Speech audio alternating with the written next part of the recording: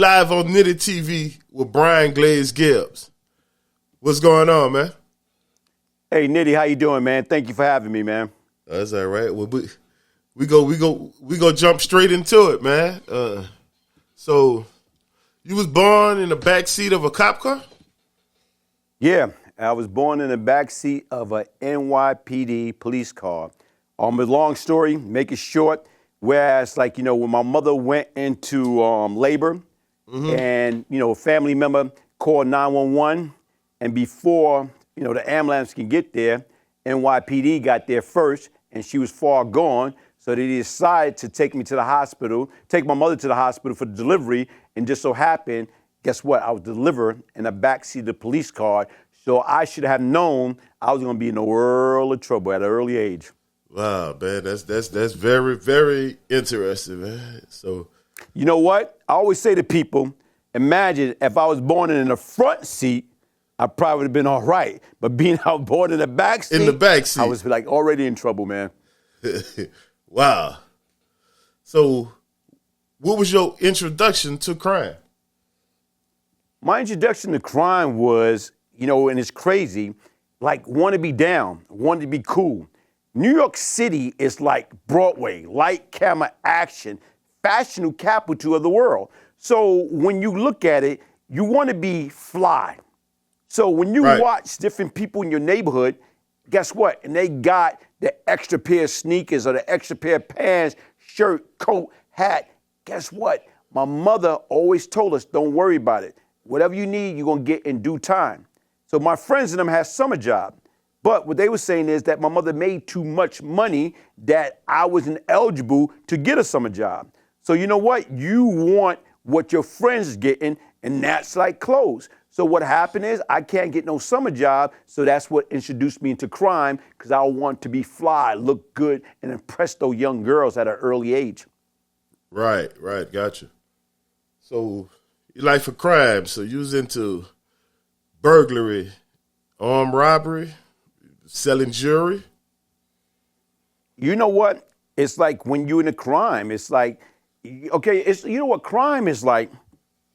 Kindergarten. You start out in the kindergarten before you go to grade school. You finish grade school, you go to junior high school. From junior high school, you go to high school, then to college. So that's how crime is. If you start out doing petty stuff, and you start off with, you know, burglary. You start off with selling fake jewelry. You start off with doing robbery. So as time go on, you know, you look at it, well, damn, it's not no money selling fake jewelry, then I'm gonna start breaking into people's house. Then after a while, I'll get more money robbing people than breaking into the house. So it's a graduation. And then after I went away and did 3.5 years, you graduate from robbery. If you're gonna risk your life and you're gonna catch another case, because by the time I would have caught another case, I'd have went to jail for life from anything that I did based upon having 4 felonies at a young age. Right. What was your first arrest? My first arrest was for robbery. You know, I tried to make a drop, and it was at this place called Pratt Institute in Brooklyn, near Lafayette Garden Houses. And to me, like right now is, I was with an older guy, you know, a friend at the time, and I put the drop, and then out of nowhere, anti-crime, you know what I'm saying, robbery task force came along and arrested us. So what I did was I took the rap and say, I didn't know this guy, and it's kind of crazy. How the heck you don't know this guy? You know, right now, your name is Brian Gibbs, his name is Clyde Gibbs. His address, your address is 1266 Sutter, his address is 1230 Sutter. So how the hell you don't know the guy? Yeah. But you call yourself doing the right thing, no snitching, you protecting him because you know he already got a felony and you don't want him to get in trouble. You know you got a clean record, so you become that sacrificed lamb. Right. Yeah, that's crazy, man. So, your first time on Rikers Island at 4 felonies at 16 years old? Yeah, the first time on Rikers Island, man. It's a rap song, say, you won't be smiling on Rikers Island, man. Hey, Rikers Island is gladiator school, man. And I can remember, like I said, the first time on Rikers Island, man, January of 1980, freezing cold as that bus go across that bridge, man. And I can remember going into C-74, adolescent, age 16 or 20. And you know what, man? Like you get there, everything and anything goes, man. When they talk about Rikers Island is like the Olympic, only the strong survive. I heard. So my first experience wasn't a good experience. I can remember being there, crying. You can't let those guys see you crying, but you know, you get under those covers when you go to bed at night and that door, that cell closed, and you got that itchy blanket over you and you boo-hoo-hoo crying, I want to go home. Man, listen, man, you won't be smiling on Rikers Island. Right. So, like, what was your feeling crossing that bridge going to Rikers Island? Like, you already knew what it was hitting for? Like, you knew what it was about, or you didn't know what you was getting into when you went there? You know what? Listen, it was a scary, scary feelings. Because once again, even 16, you have heard stories, you know, from the neighborhood about Rikers Island. Rikers Island is like one of probably the biggest county jail in the United States. I think only thing beat Rikers Island is a place in Texas. I can't think of the place, but right now I think it's in Houston. But once again, it's like, you know, you got adolescent, you got woman prisoner, you got man prisoner, you know, you got so many. But C-74, going over that bridge, it was a scary, scary feeling. It's like right now is, I didn't go to the bathroom myself, but I was that afraid that I could have went to the bathroom myself. Right, right. You got any altercations in Rikers Island? Yeah. Like I said, right now I had a few altercations. And like I said, when we speak on Rikers Island, I'm gonna speak about everything. Right. I went from being on Rikers Island, being scared, got beat up a few times, got my shoes or sneakers or shirt or coat taken, and right now to get into fight, getting stabbed, to right now, like I say, being under that cover crying like a little baby, I want to go home, to within a few years from going in and out of Rikers Island, it's like, you know what? It came to a point in time that you learn the game and you flip the game, that they say, you know what? He's a menace. We don't want him on Rikers Island. So sit back and think about it.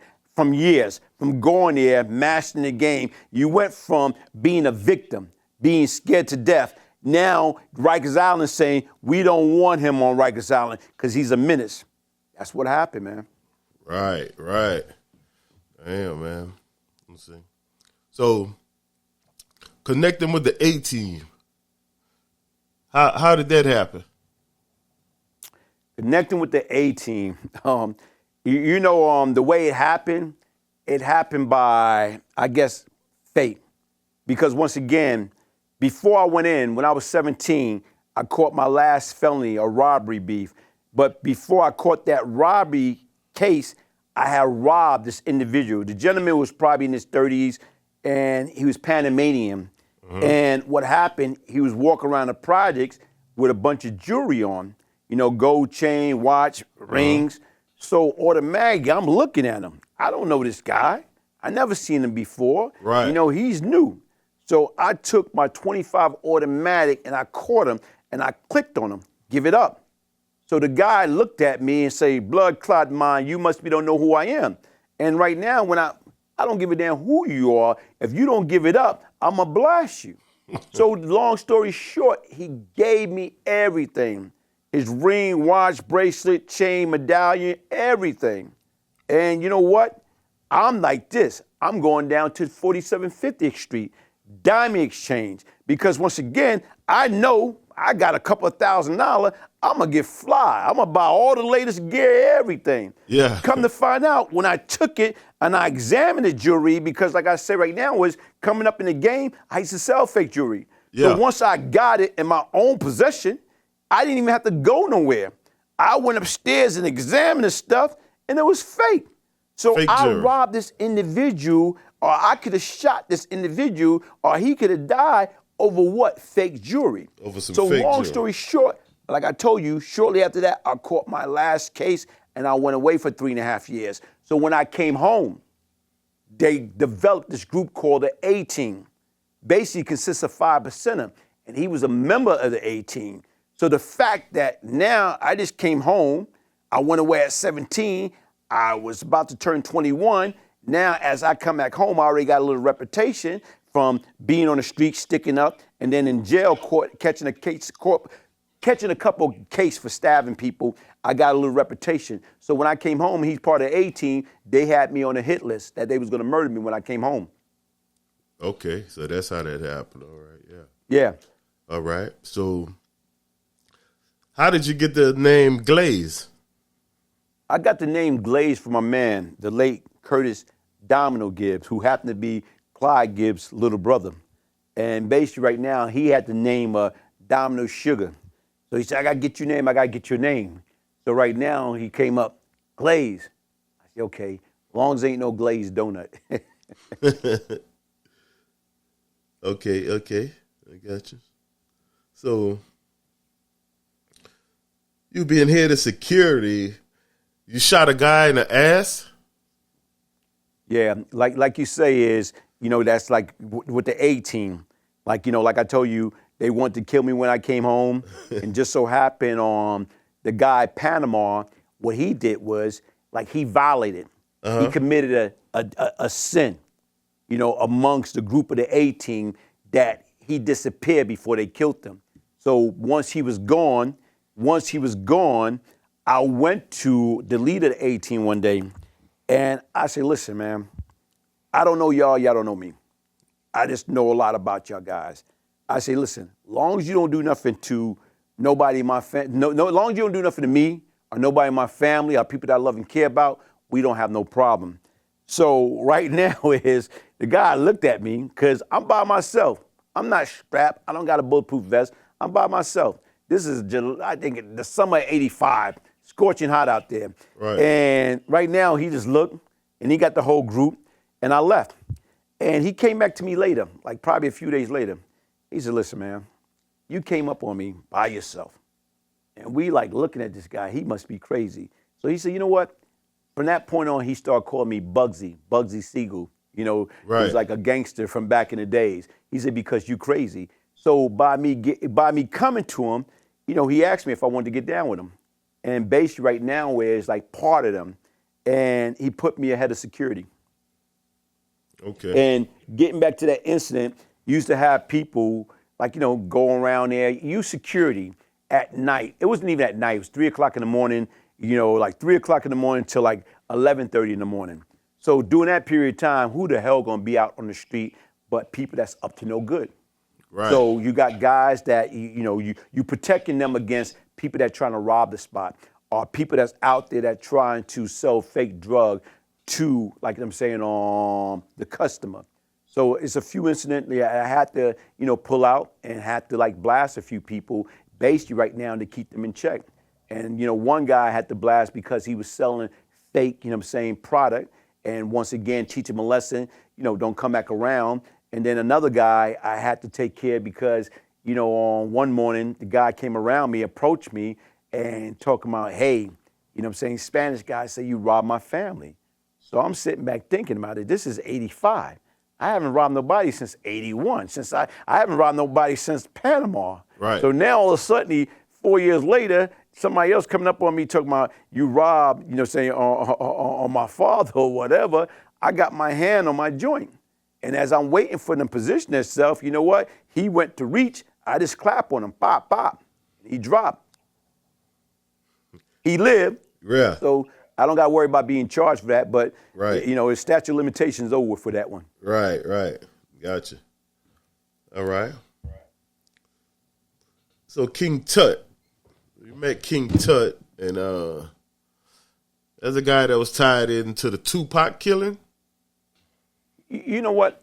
His name came up and for robbing Tupac at the Quad Studio. Okay. Then his name came out also with like killing Tupac.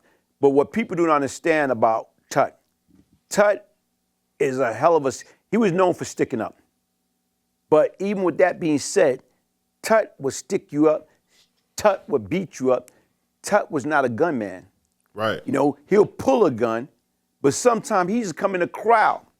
And right now, it showed him his gun handle. So y'all know who I am. Showed him the gun handle. You know if I pull it out, I'm going to use it. Give it up. So, but as far as gunplay, as far as actual firing a gun, that wasn't Tut. So to me, when I heard about the Squad studio situation, when Tupac got shot and robbed and Tut's name came up, right. I'm like, nah, I don't believe that. And then when they talk about, well, when Tupac got killed, well, Tut did it. I'm like this, man. Tut is from New York. Right. Most New York cat is not gonna leave New York, come down to another state, especially like the West Coast, and murder somebody. Right. So like I always try to explain to people, they like, well, you don't get it. I get it. When you know a person, I remember me and Tut being like 15, 16 years old. We got into a fist fight with some older guys. We both strapped. Me, myself, I pull out my gun and start shooting at these guys. Tut pull out his gun and shot up in the air. So automatically, even if we would have caught a case then, guess what? Only person shot at them was me. His bullet went up in the air. Right. Okay. Gotcha. Now, Crazy Clyde and Sylvia Mims. Can you discuss that? Say that again? Crazy Clyde and Sylvia Mims. Okay, yeah. Yeah. Yeah, Crazy Clyde, as I may mention earlier, Clyde Gibbs, basically right now, a little older than me, he was the one I caught the first case with that I took the weight for and say right now I didn't know him or whatever. Just so happened, during that period of time, like, you know, how I used to look up to him because he was a little older than me. Mm-hmm. But the difference is as time went on and we both went away to did time, like even while we was in there, my reputation exceeded his. Whereas I was wild. I gained more respect being in prison than he did. Right. So now when you come home, you know, you're a little more mature, you got more of a different, you know, attitude and mentality. So when he came home, I looked out for him. You know, gave him money, took him shopping, took care of him. So just so happened, he robbed a spot. Mm-hmm. And the spot that he robbed, like I told him, I'm saying right now, it's like the first time that spot got robbed, the worker was saying that, you know, that some guys we didn't know did it. So then that spot got robbed like probably a week later. Mm-hmm. So once again, the guys that work in the spot were saying the same people robbed it the first time, robbed it the second time. But for some reason, that didn't sit well with me. So what I did was went to each and every one of the workers, you know, and basically kind of tortured them. Like, you know, more or less like try to play Russian roulette, put the jam in their mouth, tell me the truth. Then they like, Clyde did it, Clyde did it, Clyde did it. So automatically, it's kind of like a hurting feeling because if you took care of somebody, you look out for somebody, now all of a sudden right now is, you know, when you sit back and look at it, they got how many spots in New York City, in the 5 boroughs? They got millions of spots in the 5 boroughs. Out of all those spots that they got in the 5 boroughs, why are you going to hit something that affiliate and come back to me? I didn't like that. I didn't appreciate that, and I took it personal. Right. So when I got in contact with him and let him know, look, the spot got robbed again, and the same people that robbed it before robbed it again, I try to lure him and get him to understand, I want you to take a hit. I want to pay you $5,000 a piece. I think it's like 3 guys. I want you to take care of them for me. So just so happened right now, I met up with him, and at that particular time, guess what? He had his girlfriend and somebody else with him, and he was strapped. So the person that I was with, we was both strapped. So once again, we across the street from Cypress Hill Project, okay? High crime rate, you know, 75th precinct, the 7-5. So all of a sudden I say, look, man, you know it's hot. You see these cops keep going back and forth. If you strap, put that up. And as he went to put the weapon up, for some reason, he had a guy go with him and he left the girl, you know, Silver behind. Yeah. So even with that being said, it's like right now, the guy that was with me, he looking at me, I'm looking at him. I'm like, what's that about? So long story short, she got in the car, we left, and then I stopped. I told him to drove off, and we stopped. And I stopped in a bodega, a little grocery store, bought a Perrier water and pack of Doberman. Okay. And as we got back into the car, as I got back in the car, I told him to drive up. He drove up to the welfare center. And when he drove up to the welfare center, it's like, keep in mind, it's like 1 o'clock, 2 o'clock in the morning. And I got out, and she's in the back seat, and I told her to get out. And right now, I asked her, why did he rob our spot? He said, I don't know what you're talking about. I don't know what you're talking about. I said, listen, don't play with me. Right now is you down with him. Anything he do, you know about it. And like I say, Nitty, I had no intention of killing her. My intention was getting him. Right. And it just so happened, as I got the gun, I'm talking to her, and I just pulled the trigger. And as I pulled the trigger, she went down. I'm saying, oh, man, like, what did I did that for? And then out of nowhere, it came to me like, look, you got to finish it. And to me, like, you know, I can remember pulling that trigger, ending this woman's life. And then you sit back and you look at the blood and the brain splat in your face, and you sit back and you try to understand, like, damn, that's when you knew you crossed over to the dark side. That's when you knew you became pure evil over what? It's like, as I sit back and reflect back this now, it's like, wait a minute, who am I to say who live and who die? And how the heck I went from jumping up the porch, robbing, stealing, selling fake jewelry, selling drugs, to killing? Right. How in the heck you graduate from grade school, kindergarten, up into college? That's not life. And that's when I knew, when I crossed over the dark side, I had some psychological issues. Right. Ooh, that's deep, man.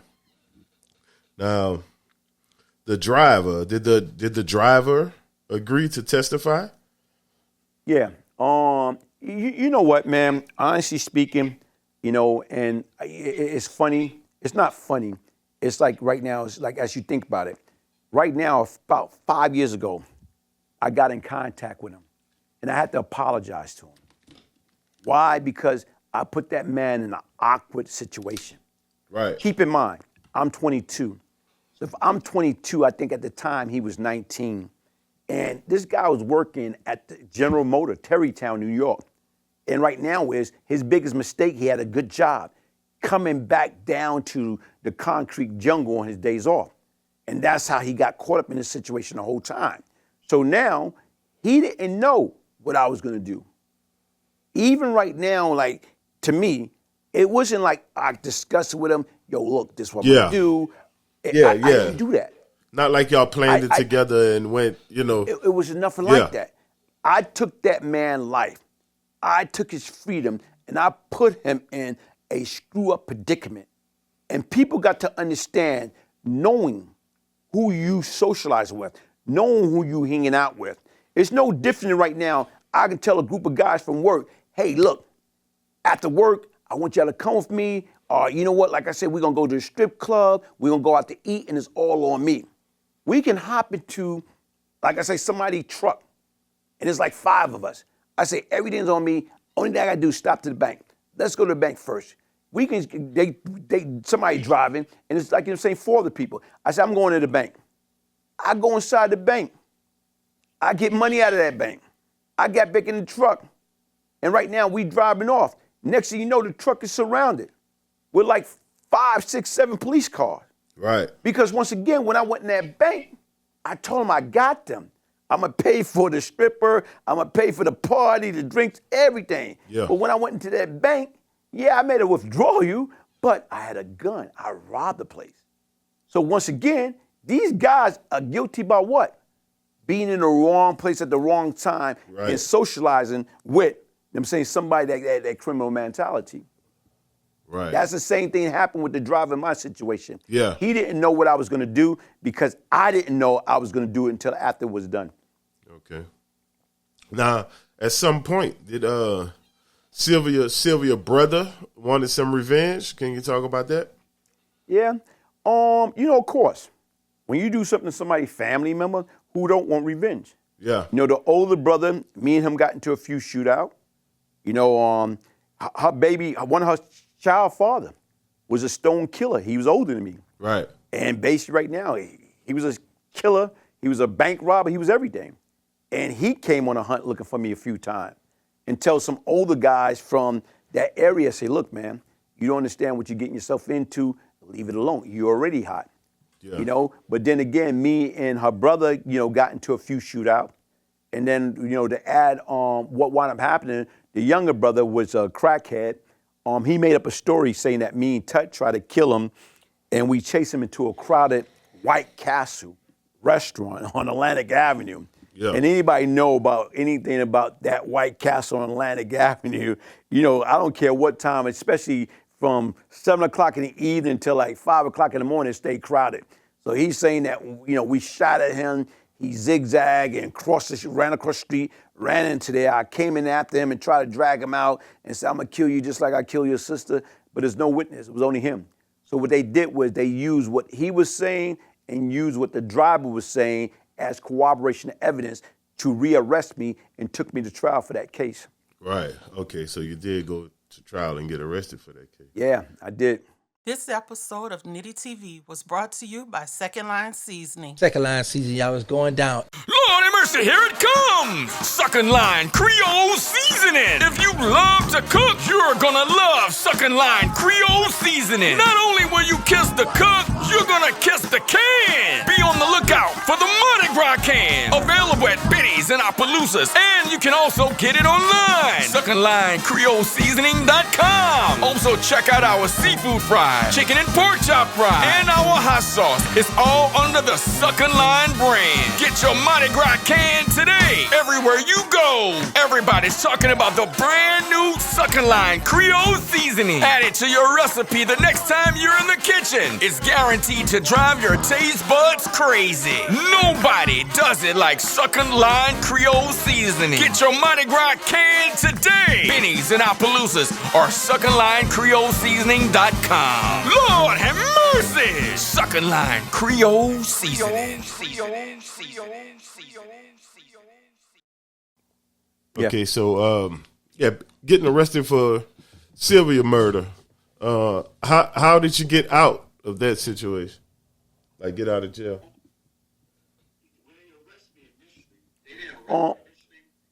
When they arrest me initially, they didn't arrest me initially on, I like to say March 2nd, 1986, a Sunday.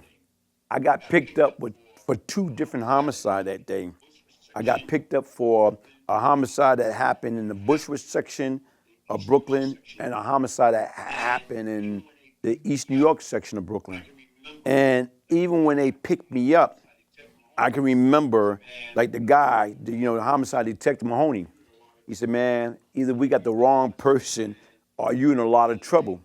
And I can remember myself, man, like being handcuffed, being taken away, like they put me in the car and handcuffed me, and I'm in the back seat, and I'm saying to myself, man, you through, it's over. And it's out of nowhere, it's like my inner self came out of me and started like slapping myself. You didn't do anything. So all of a sudden I just started saying, I didn't do anything. So it's like they took me down to the 83rd precinct, and they had a few people came down to try to identify me for this particular homicide in Bushwick, and nobody identified me. So they came to me and said, look, well, we're waiting for one more witness. And that witness come and say, they can't identify you or you didn't have nothing to do with anything, we're gonna let you go. So another witness didn't come. 75th precinct came for the civil murder. So when the 75th came and picked me up, they took me from 83rd precinct to 75th. And basically right now is they were trying to get me to confess and try to try all type of tactics. So long story short, my people called my lawyer on a Sunday, which was I think Murray Cutler at the time, John Gotti. John Gotti had his son, Bruce Cutler. So anyway, when they called, a few hours later, they just let me go. So it's like, imagine being picked up for 2 murders and you got let go from the precinct. But what happened is, with the Civil Mim situation, a brother a few months later, Terrence, wound up lying and say that me and Tut chasing to a crowded White Castle restaurant. I was shooting at him as she was crossing the street, and I had to go to trial. And after laying up 13 months, 17 days, and going to trial for that case, I beat it. So you was acquitted You know, even though you were guilty for it, you still was acquitted. Yeah, I was guilty. And see, even if they became the I was guilty. And see, even if they would have came to me and say, well, they came to me and say, cop out. But they tell me if I cop out to the mercy of the court, they'll give me life. So why would I cop out to the mercy of the court with a pay lawyer when they're going to give me life when if I cop out, you know what I'm saying, right now, if I go to trial, I'm going to get life. That's crazy, man. Now, tell me how you met Fat Cat and Poppy?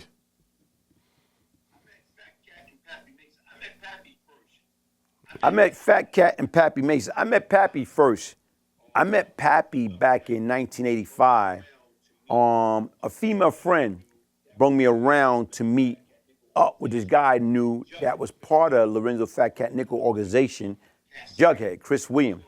I know Chris from Kasaki.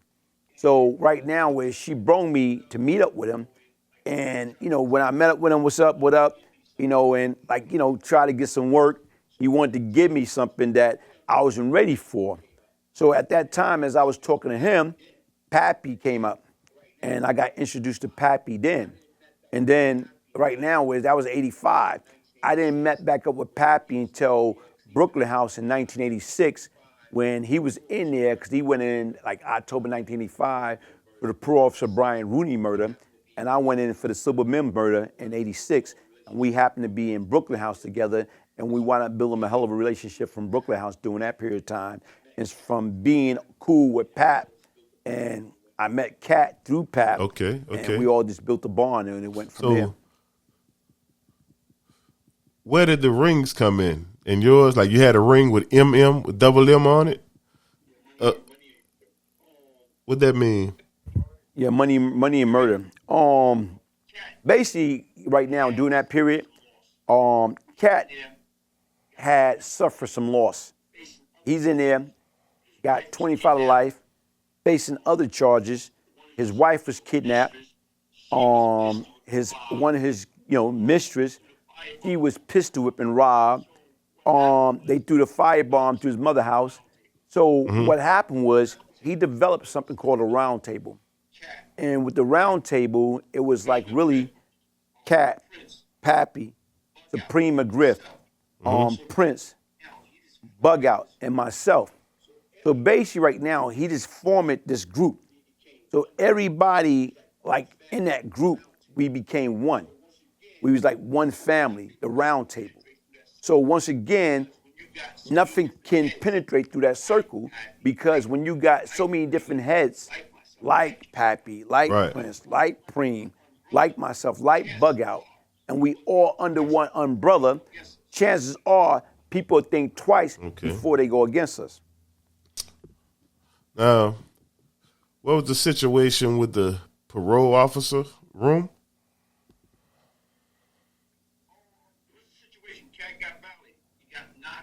It was a situation. Cat got violated. He got knocked in the spot at the store, his game room, with money and drugs, and his parole officer violated him. So when his parole officer violated him, right now, Cat, you're a millionaire. You're not trying to go back to jail.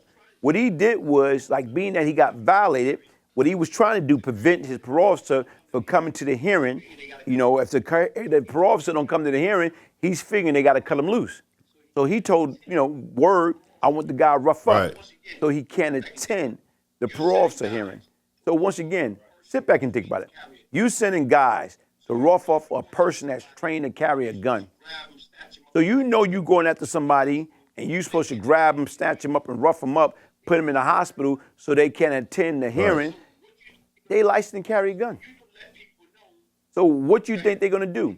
So when you let people know you got to take care of this problem, so are they going to take care of the problem or are they going to take care of themselves?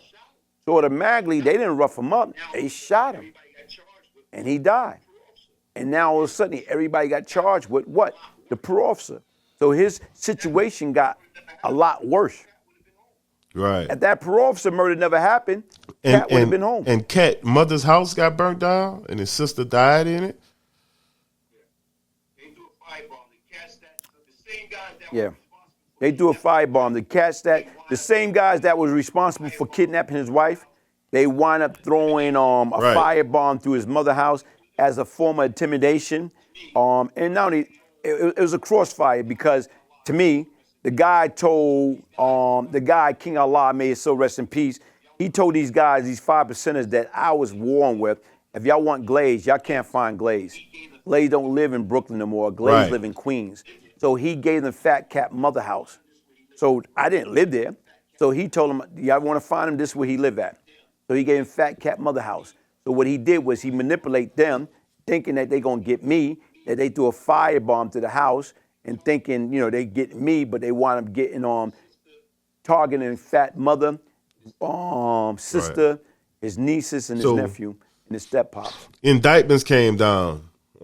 30 people getting arrested, and you were on the run. And you talk about that? Yeah. Yeah, like I say, August 11th. Right now the police officer got killed. So you sit back and you think about it. In February of 1988, rookie police officer Edward Burns got killed. Once rookie police officer Edward Burns got killed, you know what? Feds got tired of it. You kill a parole officer in 85. You kill an NYPD police officer on duty in 88. Enough was enough. So once they arrested the 4 people that he felt was responsible for killing the police, they went after the whole organization. George Bush at the time, he started campaigning with Edward Burns' badge. So once again, these guys got arrested in March, August 11, 1988. They came out with Operation Horse Collar, and what they did was they shut us all down, and we all got arrested, and we went, some are still in jail. I made a deal, I got out. And you say you was on the run for that. So when you was on the run, you had thought about getting plastic surgery at the time? Okay. Yeah, I thought about it. Like I say, it didn't happen. So you like think I tell you about right all now, kind of stuff. when you're in trouble, you think about everything. You want to get plastic surgery. You how want to did get they everything. catch you? Yeah. You know what? Backtrack. They backtrack. They backtrack your family, the history of your family.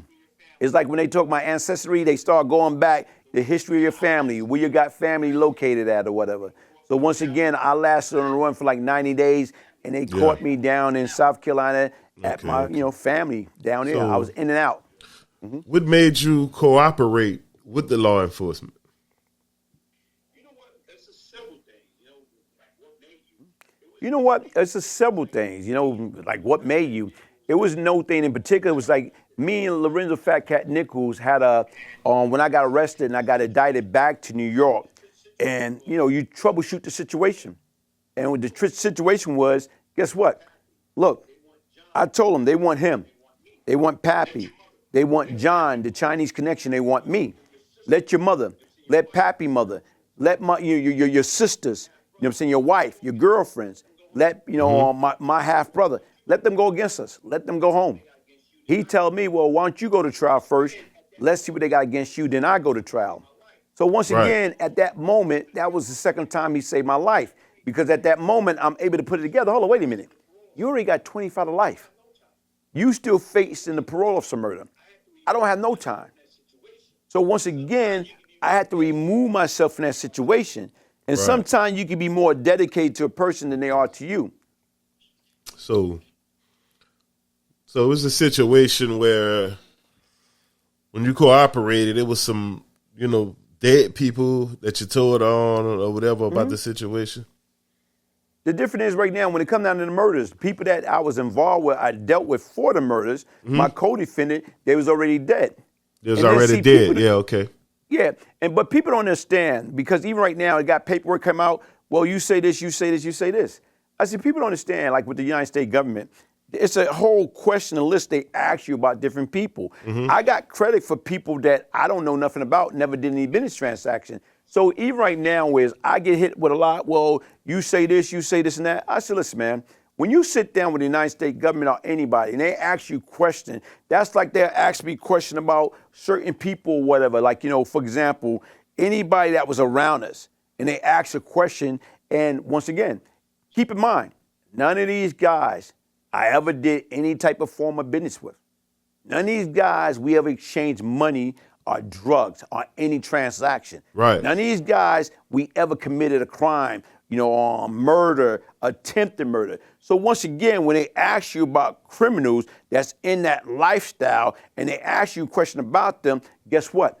Either you lied to them or you tell them the truth. If you lied to them, guess what? Your agreement is going anyway. That's like they asked me a question, is Michael Jordan, saying sneakers is the top Nike that sell? Right. No, his sneakers is not the top sneaker that sell. Right. Shaq, sneakers that he got in Walmart is the top sneaker that sell. You lying. See, anything they can verify, they only ask you a question that they already know. Right, yeah. Yeah, they asking stuff they already know. Seeing if you go lie or not. Yep. So, what is that like? What's your thought on today's thing? Like, they say with the snitching and all that. Like, you feel that snitching, or it's like you never put anyone in jail. Like the guy is dead. So, what's your thought on the snitching thing? You know what? My thought about the snitching stuff, honestly speaking, is this.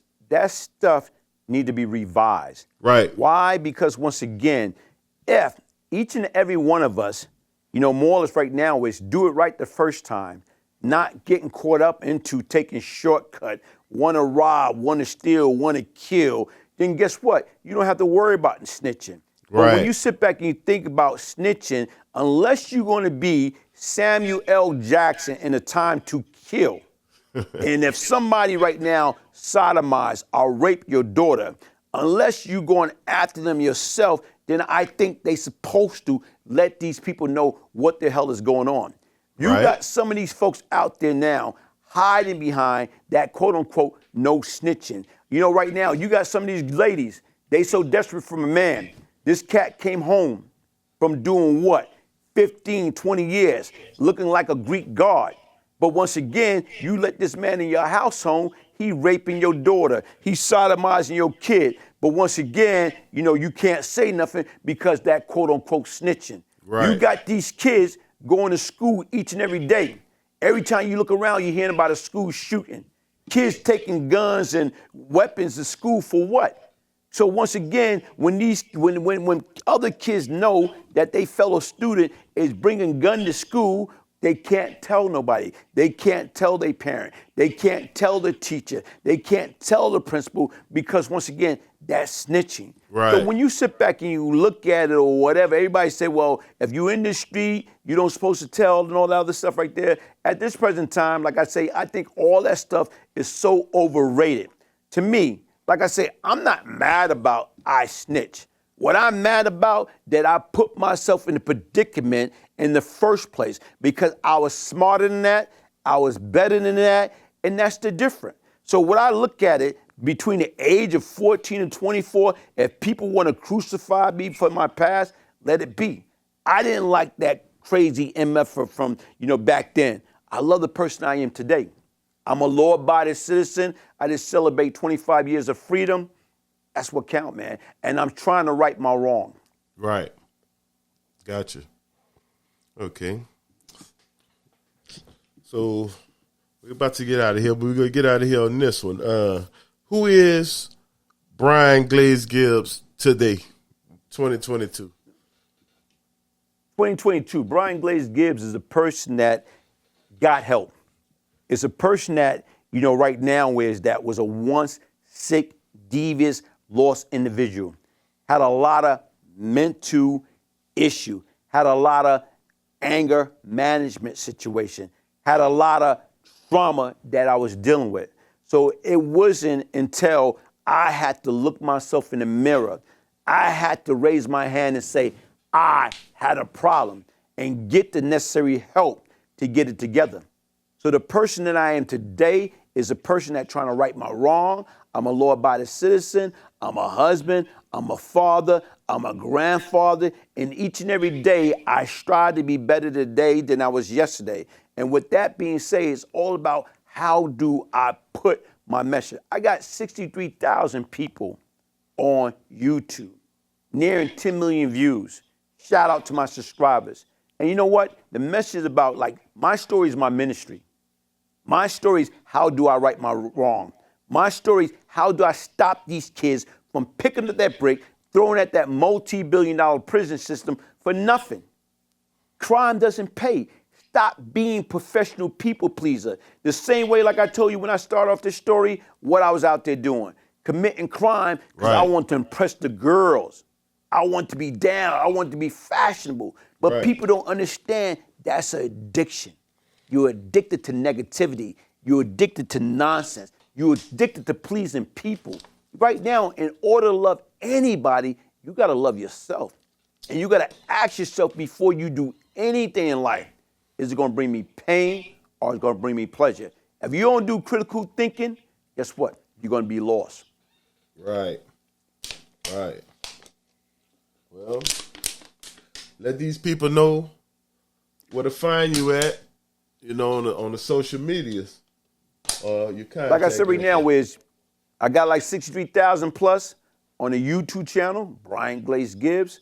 I got the Brian Glaze Gibbs IG channel. Also, I got a book out, Beyond Lucky, the Brian Glaze Gibbs story, a true story of crack, money, murder, and redemption. Get your signed copy by emailing me at Brian, Brian, Gibbs, Gibbs, 1201 at gmail.com. All right. Well, we appreciate you for having you here on NITTY TV, man. It was a good interview, very interesting. All right, Nitty, thank you for having me. All right, thanks for being here, my man. All right, one love. One love.